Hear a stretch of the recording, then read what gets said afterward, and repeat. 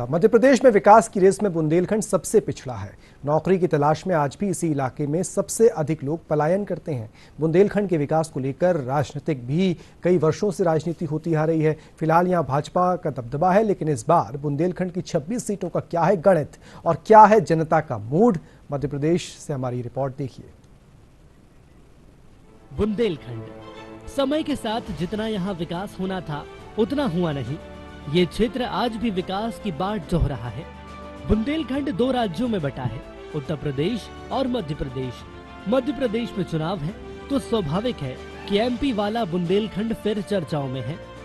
मध्य प्रदेश वाले बुंदेलखंड में 6 जिलों सागर, दमोह, टीकमगढ़, छतरपुर, पन्ना और निवाड़ी की 26 विधानसभा सीटें हैं। ये 26 सीटें मध्य प्रदेश विधानसभा में सत्ता पक्ष में किसी भी दल को बैठाने में महत्वपूर्ण भूमिका निभाती हैं। 2003 का चुनाव हो, 2008 का हो या फिर 2013 और फिर 2018, बुंदेलखंड ने भाजपा पर आंख मूंद कर भरोसा किया है। साल 2003 में भाजपा को यहां से 20 सीटों पर जीत मिली थी तो कांग्रेस और समाजवादी पार्टी को 2-2 सीट पर संतुष्ट होना पड़ा था।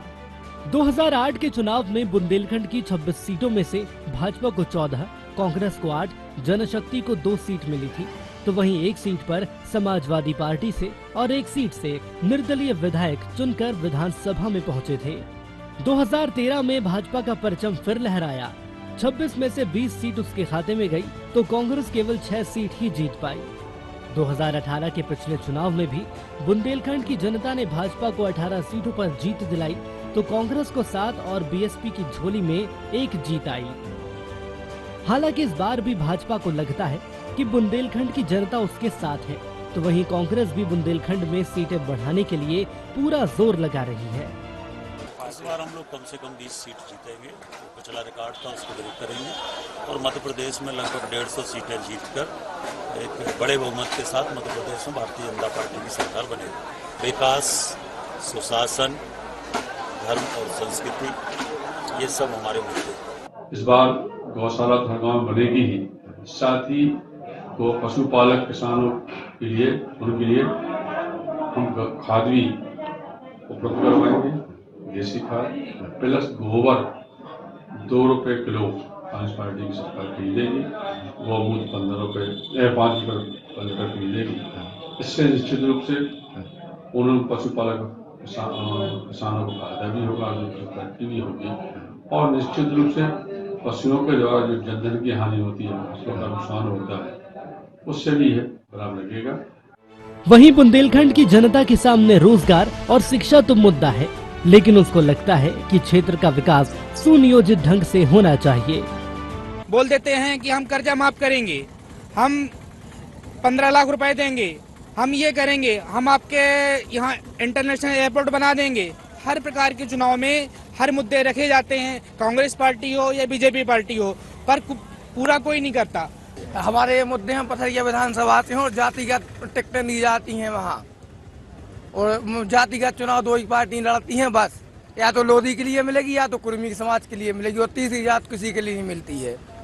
वो भी जनप्रतिनिधि करें तो पूरी प्लानिंग के साथ करें। जैसे अगर आप कहें कि सागर में विकास तो हो रहा है, लेकिन ऐसा लगता है प्लानिंग कोई नहीं है।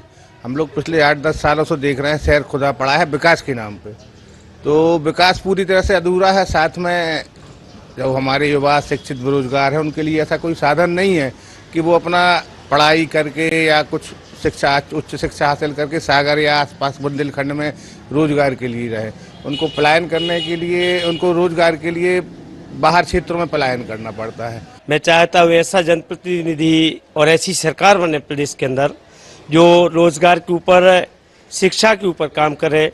अभी शिक्षा का स्वामित्व निजीकरण है, जिसकी वजह से जमीनी व्यक्तियों के SC ST के बच्चे शिक्षित नहीं हो पा रहे, और जिससे यदि कम परसेंटेज लोगों के बच्चे शिक्षित होंगे तो आगे देश का उद्धार कैसे होगा।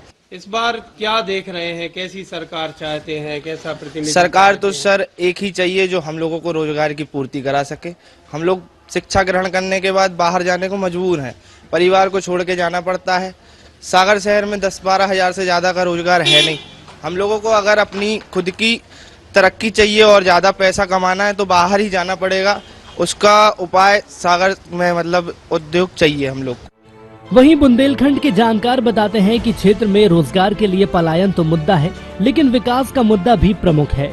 मध्य प्रदेश में 230 विधानसभा की सीटें हैं और उसमें से 26 सीटें जो है बुंदेलखंड अंचल में आती हैं। और जहाँ तक बुंदेलखंड की अहमियत का सवाल है, राजनीतिक अहमियत का सवाल है, तो इसी से अंदाजा लगाया जा सकता है कि सरकार में 3 कैबिनेट मंत्री इस क्षेत्र के थे, 2 मंत्री केंद्र सरकार में भी थे। तो बुंदेलखंड की राजनीतिक जो दबदबा है वो प्रदेश में काफ़ी असर रखता है और पार्टियां भी जो है यहाँ पे जो है इस पर काफ़ी फोकस कर रही हैं।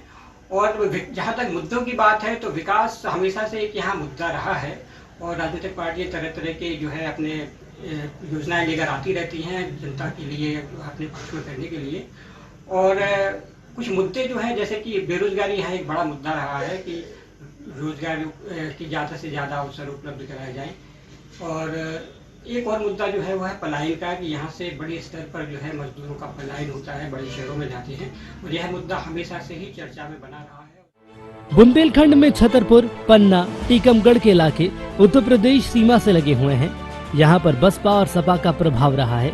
बुंदेलखंड में पिछड़ेपन के साथ जातिवाद भी मुद्दा है। यही वजह है कि यहाँ पर भाजपा और कांग्रेस के अलावा दूसरे दल भी बाजी मार जाते हैं। 2018 के विधानसभा चुनाव में बुंदेलखंड क्षेत्र में बीएसपी के रामबाई पथरिया और बीजावर से सपा के राजेश शुक्ला, गोलू भैया जीते थे। हालांकि सपा उम्मीदवार बाद में भाजपा में शामिल हो गए। इस बार भी उत्तर प्रदेश से लगी बुंदेलखंड की सीटों पर बसपा और सपा कांग्रेस का खेल बिगाड़ सकती है। डीडी न्यूज के लिए कृष्णकांत नगाइच के साथ आदित्य श्रीवास्तव की रिपोर्ट।